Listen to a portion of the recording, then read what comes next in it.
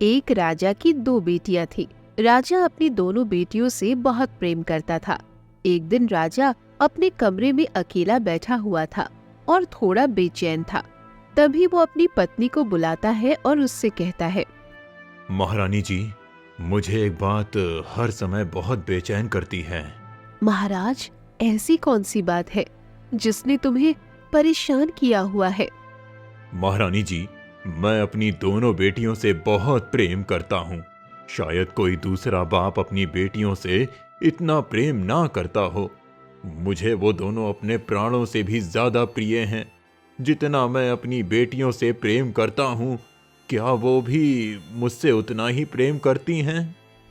महाराज, ये भी कोई परेशान होने वाली बात है। आपकी दोनों बेटियां आपसे बहुत प्रेम करती हैं। वो तो आपके बगैर एक पल भी नहीं रह सकती है। महारानी जी, मुझे उनके मुंह से ही सुनना होगा कि आखिर वो मुझसे कितना प्रेम करती हैं। तभी मेरी परेशानी दूर होगी, और जो भी राजकुमारी हमसे ज्यादा प्रेम करती होगी, हम अपना राज्य उसे दे देंगे। महारानी जी, जाओ और हमारी दोनों प्रिय पुत्रियों को हमारे पास बुलाकर लाओ। रानी जाती है और अपनी दोनों बेटियों को राजा के पास बुला लाती है। राजा पहले अपनी बड़ी बेटी कौशल्या से पूछता है, बेटी कौशल्या, मेरी प्यारी बेटी, मेरी आंखों की ठंडक, मुझे ये बताओ, आखिर तुम मुझसे कितना प्रेम करती हो? अपने पिता की बात सुनकर कौशल्या कहने लगी, पिताजी, मैं आपसे इतना प्रेम करती हूँ कि शब्दों में बयां नहीं कर सकती। आपके बिना मैं एक पल नहीं रह सकती। आप मेरे लिए मेरी आंखों की रोशनी है। जिस तरह एक शरीर बिना आंखों के बेकार होता है, उसी तरह मैं भी आपके बिना कुछ भी नहीं हूँ। मेरी बेटी, मुझे तुझसे यही उम्मीद थी। और बेटी आकांक्षा, मेरी छोटी बेटी, मैं तुम्हें भी उतना ही प्रेम करता हूँ जितना तुम्हारी बड़ी बहन से करता हूँ। मेरे लिए तुम दोनों सब कुछ हो, मेरी दुनिया हो। लेकिन बेटी आकांक्षा, तुम मुझसे कितना प्रेम करती हो? आकांक्षा अपनी बड़ी बहन की तरह दिखावा नहीं करती थी। वो अपने पिता की बात का सीधा और साफ जवाब देती है, पिताजी, मैं आपसे सिर्फ उतना ही प्रेम करती हूँ जितना किसी खाने में नमक की जरूरत होती है। न नमक कम अच्छा लगता है और ना ही हद से ज्यादा अच्छा लगता है।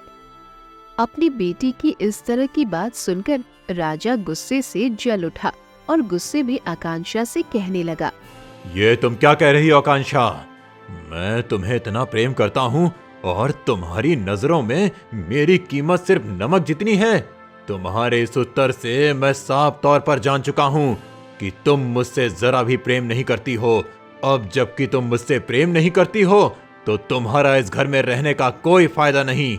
चली जाओ यहाँ से और कभी वापस लौट कर मत आना। महाराज, ऐसा अनर्थ मत करो। मैं आपके सामने हाथ जोड़ती हूँ। आकांक्षा आपसे बहुत प्रेम करती है, लेकिन वो आपको दिखाना नहीं चाहती कि वो आपसे प्रेम करती है। महारानी, आप चुप रहिए। हम अच्छी तरह समझ और देख चुके हैं, इसीलिए अब इसे यहाँ से जाना ही होगा। राजा के कहने पर राजकुमारी ने कुछ सामान लिया और रोते हुए महल से जाने लगी। बेटी, तू कहाँ जाएगी? कैसे रहेगी? मुझे तेरी बहुत याद आएगी।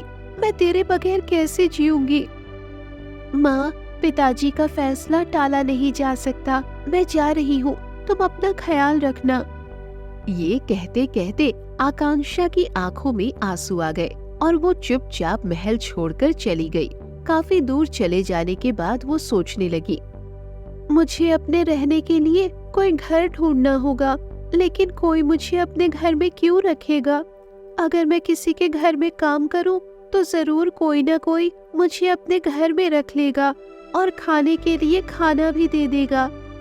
काफी देर सोचने के बाद आकांक्षा एक घर पर जाती है। उस घर के दरवाजे बंद होते हैं, तो आकांक्षा दरवाजा खटखटाने लगती है। अंदर से एक महिला आती है। जी बताइए, क्या काम है? वो मुझे काम की तलाश है। अगर तुम मुझे अपने घर पर काम दे दो तो बड़ी मेहरबानी होगी। क्यों मजाक करती हो? अपना भेष तो देखो, किसी राजकुमारी की तरह लग रहा है। आप मेरे भेष पर मत जाइए, बस आप मुझे काम पर रख लीजिए। आप मुझे काम के बदले पैसे मत देना, बस 2 वक्त का खाना दे देना।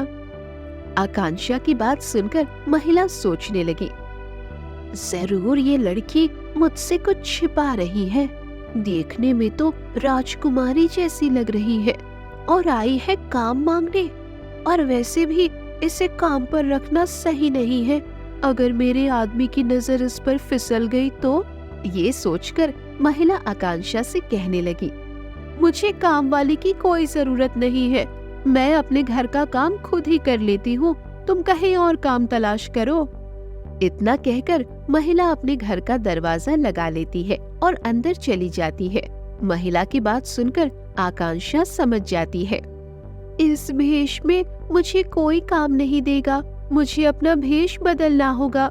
मुझे अपनी सुंदरता छिपानी होगी, तभी मुझे कोई काम दे सकता है।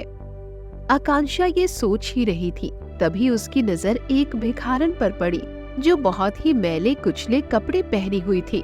उस भिखारन के पास एक झोला भी था जिसमें उसके और भी कपड़े थे। आकांक्षा उसके पास जाती है और उससे कहती है, अगर तुम मुझे अपने ये कपड़े दे दो तो मैं तुम्हें एक सोने का सिक्का दूंगी।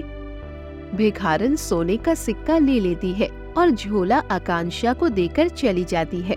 आकांक्षा उस झोले से भिखारन के कपड़े निकालती है और उन्हें पहन लेती है।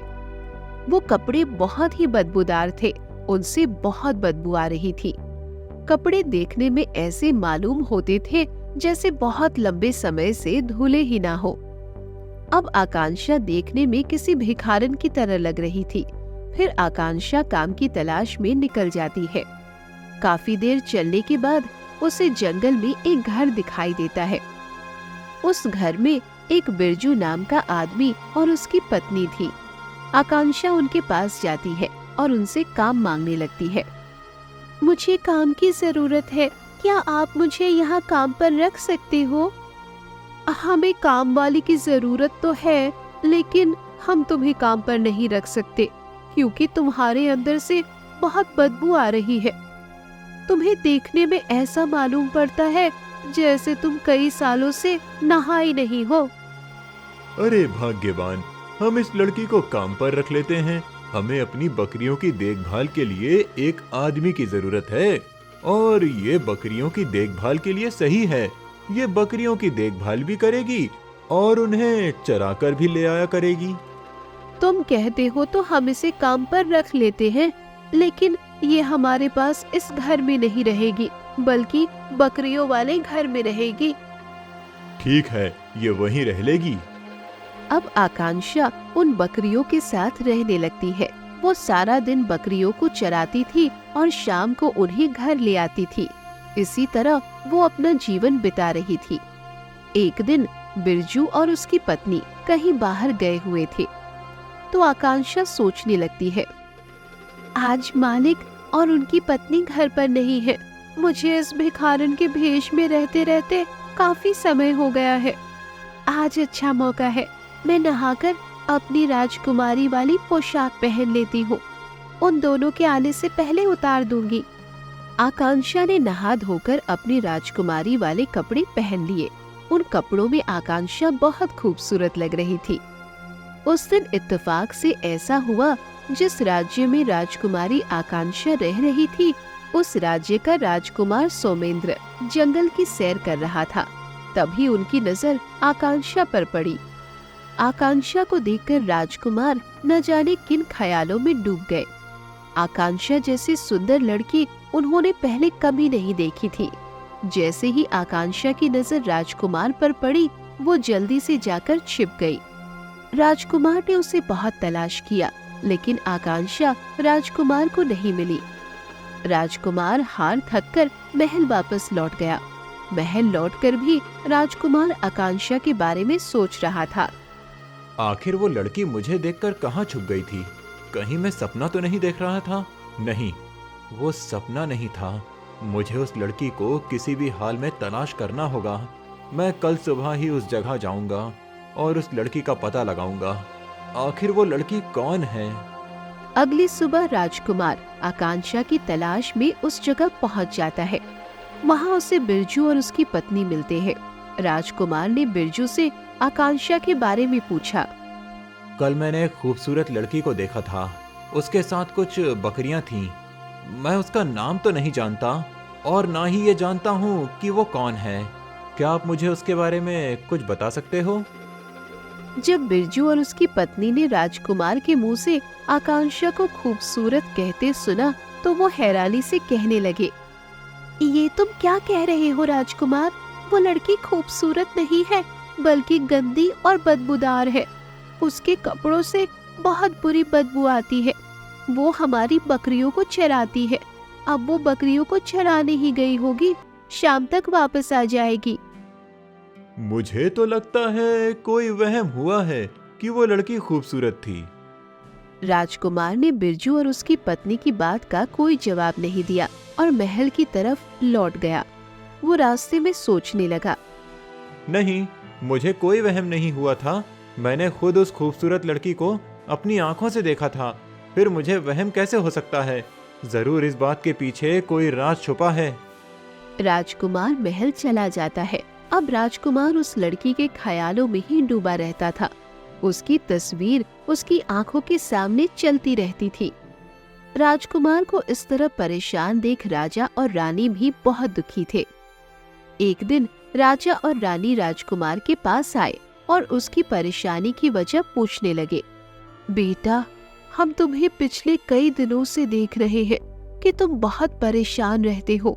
आखिर क्या बात है जिसने तुम्हें इतना परेशान किया हुआ है? राजकुमार अपने माता पिता को सच नहीं बताना चाहता था, इसीलिए वो उनसे कहने लगा। उधर जंगलों में एक लड़की रहती है। वो बहुत स्वादिष्ट खाना बनाती है। मुझे उस लड़की के हाथों से बना भोजन खाना है। राजकुमार की बात सुनकर राजा और रानी बहुत हैरान हुए, लेकिन अपने बेटे की परेशानी दूर करने के लिए उन्होंने 2 सिपाहियों को बिरजू के घर भेज दिया। महाराज ने आदेश भेजा है, तुम्हारे यहाँ जो लड़की रहती है, राजकुमार उसके हाथ का बना भोजन खाना चाहते हैं, क्योंकि वो लड़की बहुत स्वादिष्ट भोजन बनाती है। सिपाही की बात सुनकर बिरजू की पत्नी सोचने लगी, आखिर राजकुमार को हो क्या गया है? कहीं वो पागल तो नहीं हो गए? लेकिन अब किया भी क्या जा सकता है? राजा का आदेश है, उस लड़की के हाथों से भोजन बनवाकर राजकुमार के लिए भिजवाना ही होगा। बिरजू की पत्नी आकांक्षा को बुलाती है और उससे कहती है, तुम्हें देखकर राजकुमार पागल हो गया है। पता नहीं उन्होंने तेरे अंदर क्या देखा है जो तू उन्हें इतनी पसंद है। उन्होंने तेरे हाथ का बना भोजन मंगाया है। जा जल्दी से नहा धोकर राजकुमार के लिए भोजन बना दे। नहा धोकर आकांक्षा राजकुमार के लिए भोजन बना देती है। भोजन बनाते वक्त उसके हाथ का कंगन गलती से भोजन में गिर जाता है। सिपाही उस खाने को लेकर महल चला जाता है और भोजन राजकुमार को जाकर दे देता है। भोजन को देख राजकुमार बहुत खुश होता है और उसे खाने के लिए बैठ जाता है। बेटा, ये खाना देखने में तो कुछ ज्यादा खास नहीं लग रहा है, फिर पता नहीं तुम इसे स्वादिष्ट क्यों बता रहे हो? राजकुमार ने अपनी माँ की बात का कोई जवाब नहीं दिया। जैसे ही वो खाना खाने को हुआ तो उसे खाने में एक कंगन दिखाई दिया। राजकुमार ने वो कंगन निकाल लिया। माँ, देखो ये कंगन कितना खूबसूरत है। बेटा, ये कंगन तो वाकई बहुत खूबसूरत है, बिल्कुल तुम्हारी तरह। माँ, अब मैंने सोच लिया है, मैं शादी सिर्फ उस लड़की से ही करूँगा जिसके हाथों में ये कंगन आ जाएगा। रानी कंगन को लेकर राजा के पास गई। महाराज, राजकुमार का कहना है कि वो उसी लड़की से शादी करेगा जिस लड़की के हाथ में ये कंगन आ जाएगा। आखिर राजकुमार को क्या हो गया है जो इस तरह की अजीबोगरीब बातें कर रहा है? हमारा एक ही बेटा है और हमें उसकी इच्छा पूरी करनी ही होगी। अगर उसकी यही मर्जी है तो तुम्हें उसके लिए वो लड़की तलाश करनी होगी। जिसके हाथ में ये कंगन आ जाए।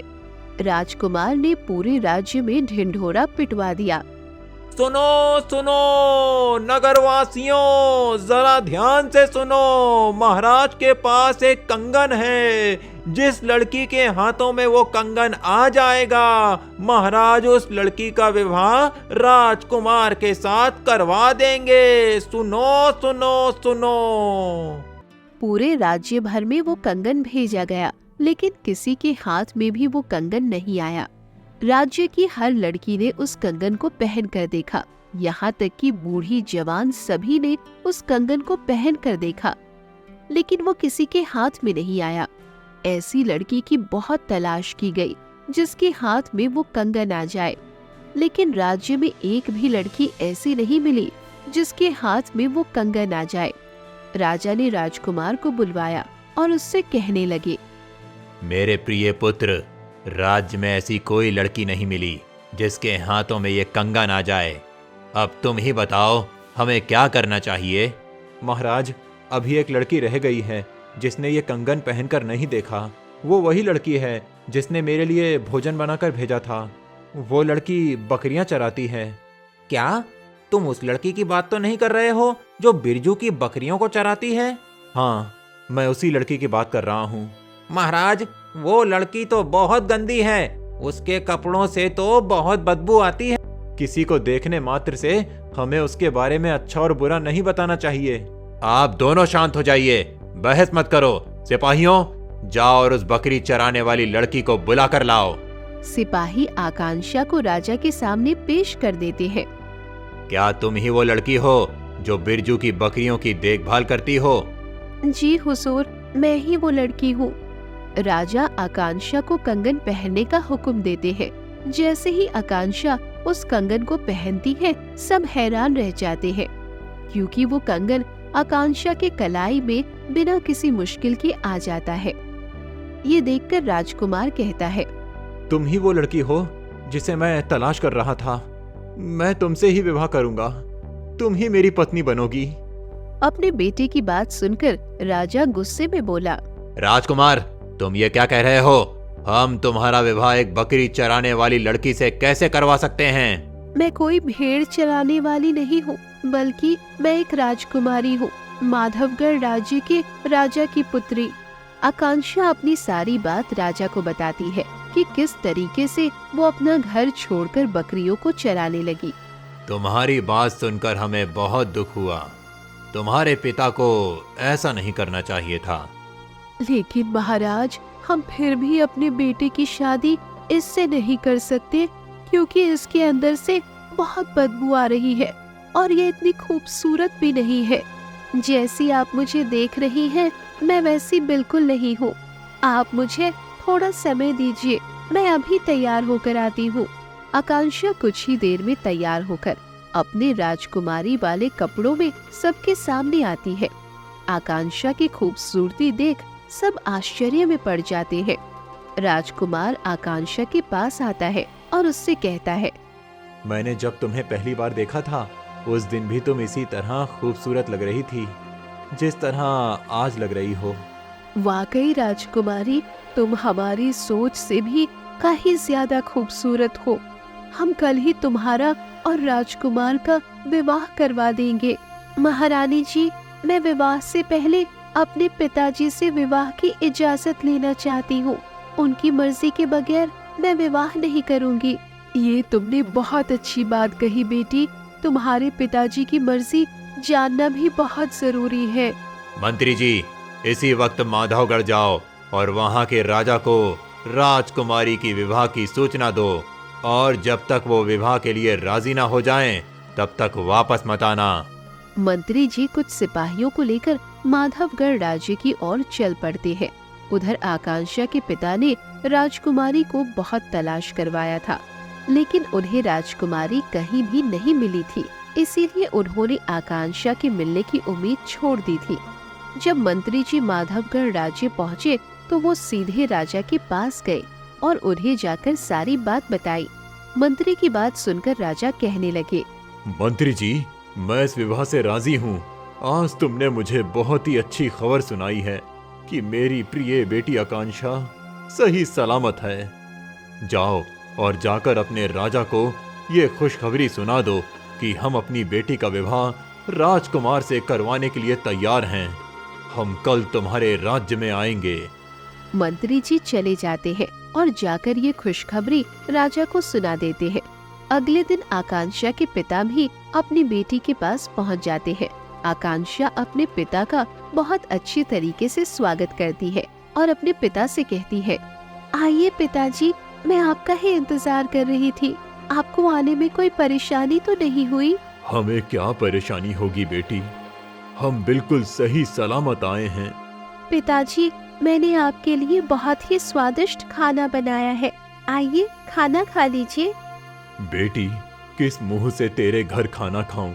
मैंने तुम्हारे साथ जो किया उसके लिए मैं बहुत ही शर्मिंदा हूँ। मुझे माफ कर दो बेटी। पिताजी, जो हुआ उसे भूल जाइए। मैं आपसे बिल्कुल भी नाराज नहीं हूँ। अब आप खाना खा लीजिए, वरना खाना ठंडा हो जाएगा। राजा के सामने भोजन लगाया गया। जब राजा ने भोजन करना शुरू किया तो उसे भोजन का स्वाद अच्छा नहीं लगा। पिताजी, मुझे लगता है आपको खाना अच्छा नहीं लग रहा है। लगता है खाने में कुछ कमी रह गई। नहीं बेटी, ऐसी बात नहीं है। खाना बहुत ही अच्छा बना हुआ है, लेकिन नमक ना होने की वजह से खाना बेस्वाद लग रहा है।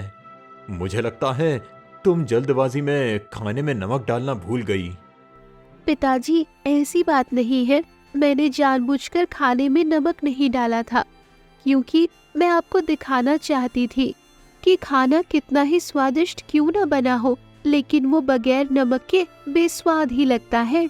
मैंने जब आपकी तुलना नमक से की थी तो वो इसलिए क्योंकि जिस तरह बगैर नमक के भोजन बेस्वाद लगता है, उसी तरह मेरे लिए आप हैं। आपके बिना मैं कुछ भी नहीं हूँ। मैं आपसे इतना प्रेम करती हूँ जितना शायद कोई दूसरा आपसे ना करता हो, परंतु उस समय आपने मेरी एक बात नहीं सुनी और मुझे महल से बाहर निकाल दिया था। अपनी बेटी की बात सुनकर राजा बहुत शर्मिंदा हुआ और अपनी बेटी से माफी मांगते हुए कहने लगा, बेटी, मैं अच्छी तरह समझ चुका हूँ कि आखिर तुम क्या कहना चाहती हो। प्यार शब्दों में बयां नहीं हो सकता हो तो दिल में होता है। मेरी प्रिय मासूम बेटी, मेरा आशीर्वाद है तुम हमेशा खुश रहो। तुम्हारे जीवन में कभी किसी चीज की कमी ना आए। मेरी दुआएं हमेशा तुम्हारे साथ हैं। कुछ ही दिनों में राजकुमार और आकांक्षा का विवाह हो गया। आकांक्षा राजकुमार के साथ खुशी से रहने लगी। राजकुमार आकांक्षा का बहुत ख्याल रखता था। एक दिन राजकुमार के पिता ने राजकुमार को अपने पास बुलाया और राजकुमार से कहने लगा, बेटा, अब मेरी तबीयत बहुत खराब रहने लगी है। मैं चाहता हूँ कि मैं तुम्हें राज्य का नया राजा घोषित कर दूं। और फिर राजा ने अपने बेटे सोमेंद्र को राजा घोषित कर दिया और अब सोमेंद्र अपने राज्य को सही तरीके से चलाने लगा। एक दिन आकांक्षा राजकुमार से कहने लगी, आपको भेष बदलकर अपना राज्य घूमना चाहिए, तभी आपको अपने राज्य के हालात मालूम हो सकते हैं कि कौन राज्य में खुश है और कौन दुखी। तुम सही कहती हो आकांक्षा। अगर मैं भेष बदल कर राज्य में घूमूंगा तो मैं ये भी पता कर पाऊंगा कि लोग नए राजा के बारे में क्या सोचते हैं, वो नए राजा से खुश हैं या नहीं। और फिर राजकुमार अपना भेष बदलकर राज्य में घूमने लगता है। कुछ देर घूमने के बाद राजकुमार को एक बूढ़ा आदमी मिला। वो बूढ़ा आदमी राजकुमार से कहने लगा, बेटा, मैं बहुत थक गया हूँ। क्या तुम मुझे अपने इस घोड़े पर बिठाकर मुझे मेरे घर तक छोड़ सकते हो? तुम्हारी बहुत मेहरबानी होगी। कोई बात नहीं बाबा, आप मेरे घोड़े पर बैठ जाइए, मैं आपको आपके घर तक छोड़ दूंगा। बूढ़ा आदमी घोड़े पर बैठ जाता है और फिर राजकुमार बूढ़े आदमी को लेकर उसके घर की ओर निकल पड़ता है। बेटा, परदेसी लगते हो, पहले तुम्हें कभी यहाँ नहीं देखा। हाँ बाबा, मैं परदेसी हूँ, यहाँ किसी काम से आया था। अब मेरा काम पूरा हो गया तो अपने घर जा रहा हूँ। कुछ ही देर में बूढ़े का घर आ जाता है। राजकुमार उसे उतारकर अपने घर की ओर चलने लगता है तो बूढ़ा आदमी कहने लगता है, बेटा, तुम मेरा घोड़ा लेकर कहाँ जा रहे हो? मेरा घोड़ा तो यहीं छोड़कर जाओ। बूढ़े आदमी की बात सुनकर राजकुमार आश्चर्य से बोला, बाबा, ये तुम क्या कह रहे हो? ये तुम्हारा घोड़ा नहीं बल्कि मेरा घोड़ा है। मुझे बेवकूफ समझता है? एक तो तुझे घोड़े पर बैठाया और अब घोड़ा अपना बता रहा है। नीचे उतर घोड़े से। घोड़े को लेकर राजकुमार और बूढ़े आदमी में बहस होने लगती है।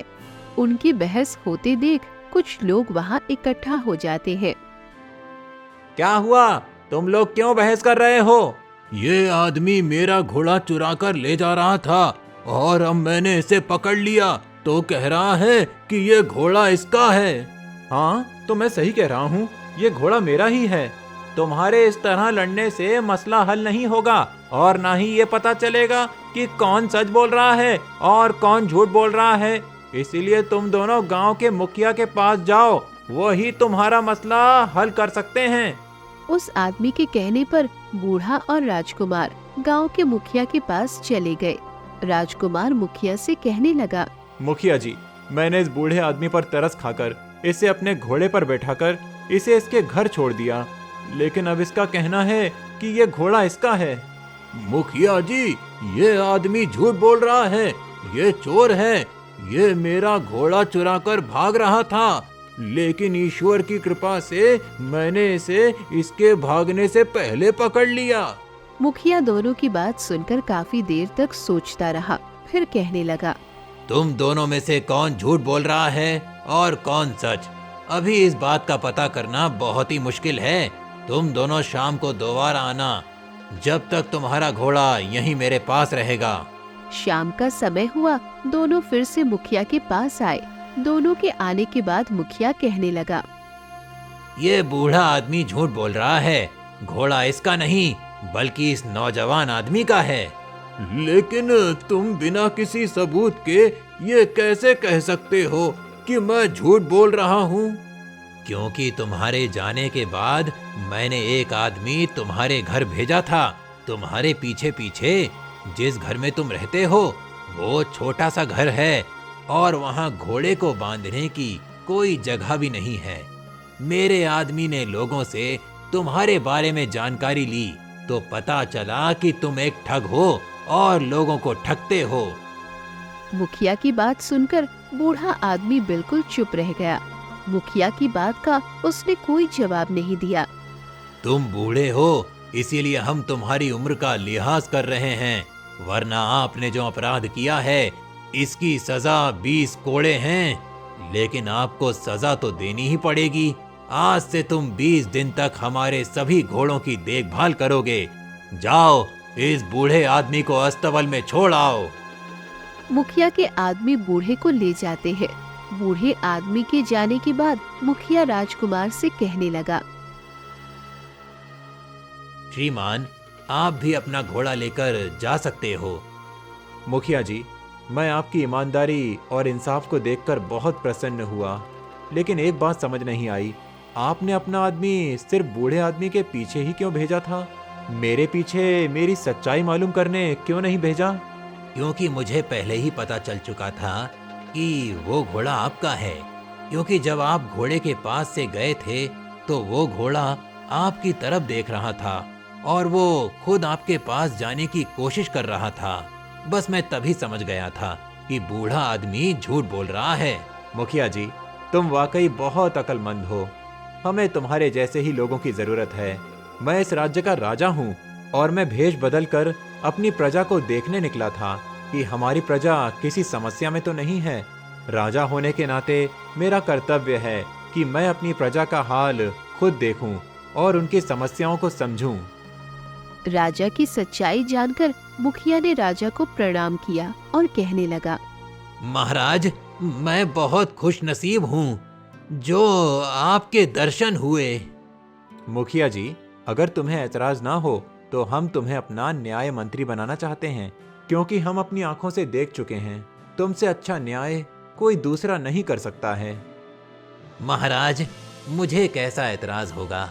आपका हुक्म सर आंखों पर, जैसा आप कहें वो बेहतर है। राजकुमार मुखिया को राजमहल ले गया और फिर मुखिया को अपना न्याय मंत्री नियुक्त कर दिया। मुखिया के न्याय से पूरा राज्य खुश था, क्योंकि मुखिया अपनी चतुराई और बुद्धिमानी से बिल्कुल सही इंसाफ करता था। उसके बाद राजा सोमेंद्र शांतिपूर्ण तरीके से अपने राज्य को चलाने लगे। हर कोई राजा सोमेंद्र की ईमानदारी और नेक दिली से बहुत खुश था। राजा अपनी पत्नी आकांक्षा और प्रजा के साथ खुशी से जीवन बिताने लगा।